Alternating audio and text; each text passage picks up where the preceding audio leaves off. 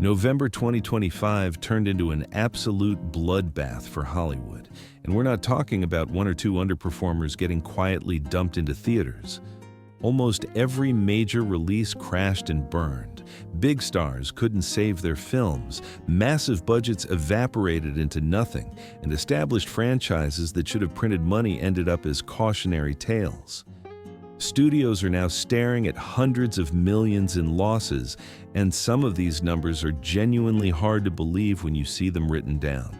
Today, we're counting down the 7 most spectacular box office disasters from this past November, ranked from bad to catastrophic, and trust me when I say that number 1 is going to blow your mind. Let's start with the weirdest entry on this list. The Carpenter worked with a budget of just $10 million, but when the dust settled, it had only scraped together $143,000 at the box office. Yes, you heard that number correctly. So what exactly was this thing? Nicolas Cage playing Joseph in a horror movie about teenage Jesus dealing with demonic powers, all based on some obscure gospel that most people have never heard of. British singer FKA Twigs plays Mary, which immediately sparked controversy and got the film banned in several countries for being offensive to Christian values. And that's when Magnolia Pictures really screwed up. They tried marketing this to 2 completely opposite audiences at the same time, hoping horror fans and faith-based audiences would somehow both show up and create a surprise crossover hit. The strategy missed by a mile. Nobody knew what they were watching because the tone is all over the place. And even the controversy couldn't generate enough buzz to save it. Sometimes a movie is just too bizarre for its own good, and this was one of those times. Now we move into territory where the numbers get truly painful to witness. Christy opened across more than 2,000 screens with a budget somewhere between $15 million and $30 million, depending on which report you believe, and that opening weekend brought in just $2 million. But here's where it gets historic. The second weekend saw a 92% drop, which is the worst second weekend collapse in box office history. Black Bear, the distributor, was so embarrassed by what had happened that they delayed releasing the numbers for a few days because they just didn't want to admit the scale of the disaster. This marked Sydney Sweeney's 4th flop of the year. She handled it well, borrowing The Rock's line about making art for impact rather than numbers.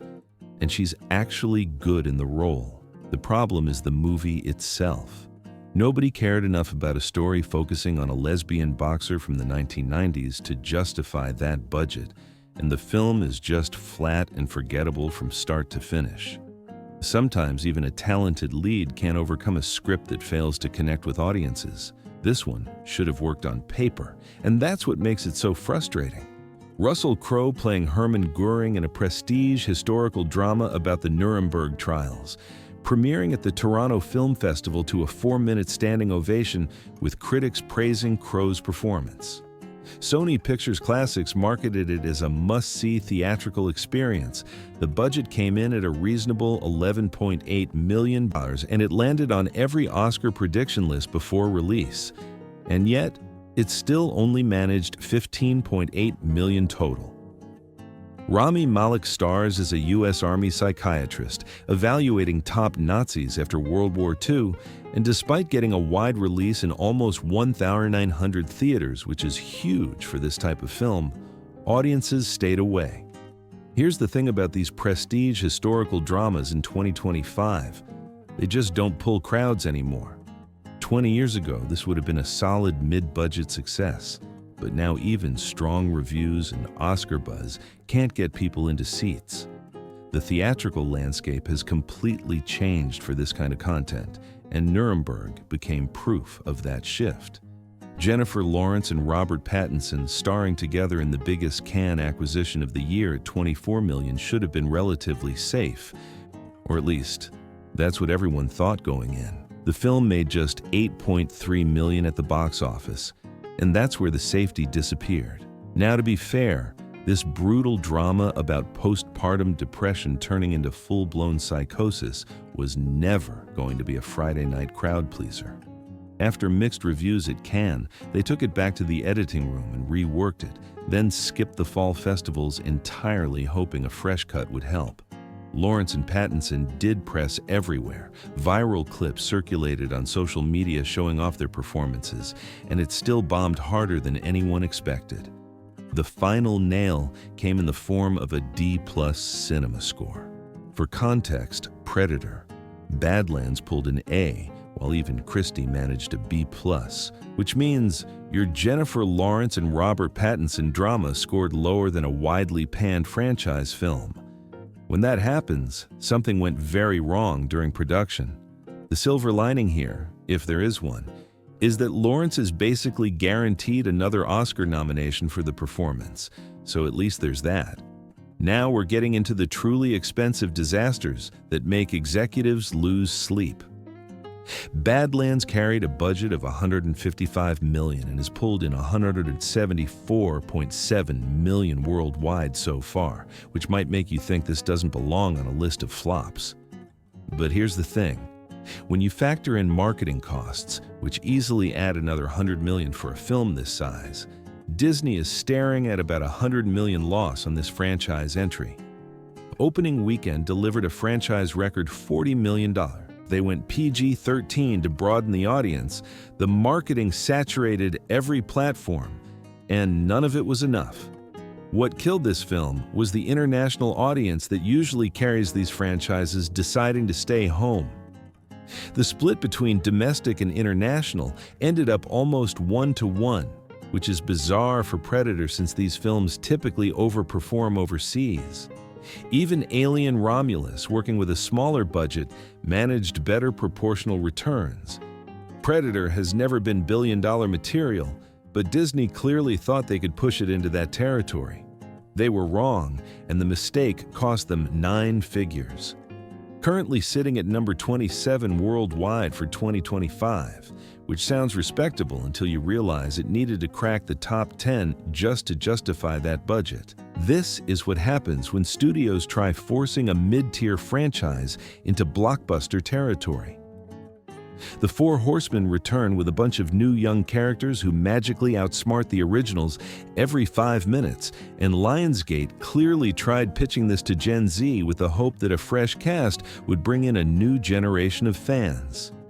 Gen Z did not care one bit. Here's where it gets strange.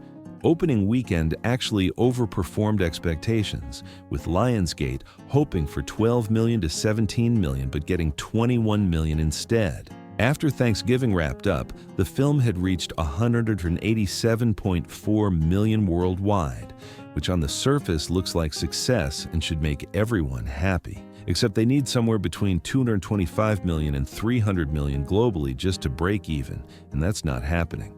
The budget isn't public, but based on what they need to recover, we're talking about a significant loss here that someone will have to answer for. The funniest part of this whole situation, Lionsgate announced a fourth Now You See Me movie months before this one even released, so confident it would hit big that they greenlit a sequel to a sequel to a sequel before anyone had bought a ticket. They're probably rethinking that decision now. This is what franchise exhaustion looks like when audiences have just moved on and nobody wants to admit it.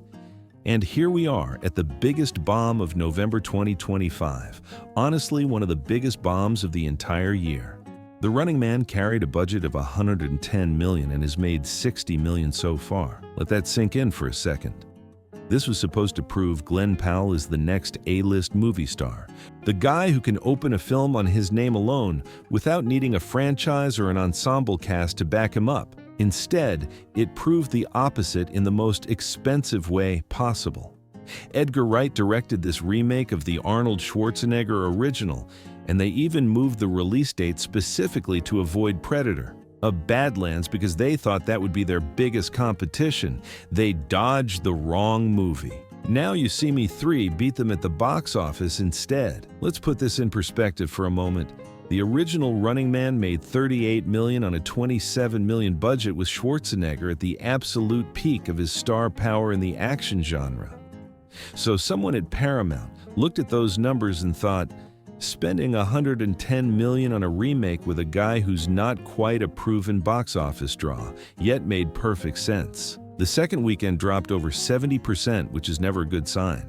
Reports suggest the break-even point sat around 260 million globally, which means Paramount is now looking at over 200 million in losses. That's the kind of number that gets people fired, the kind that makes studios rethink entire development strategies and cancel projects that were greenlit on similar logic. Don't expect Edgar Wright to get another massive budget anytime soon, despite his impressive track record. This bomb is going to haunt him for years. So there you have it. November 2025 proved that star power, franchise recognition, and massive budgets can't save poorly timed or poorly positioned releases when audiences are this selective about what they'll actually leave their homes to see. Even proven formulas fail spectacularly now.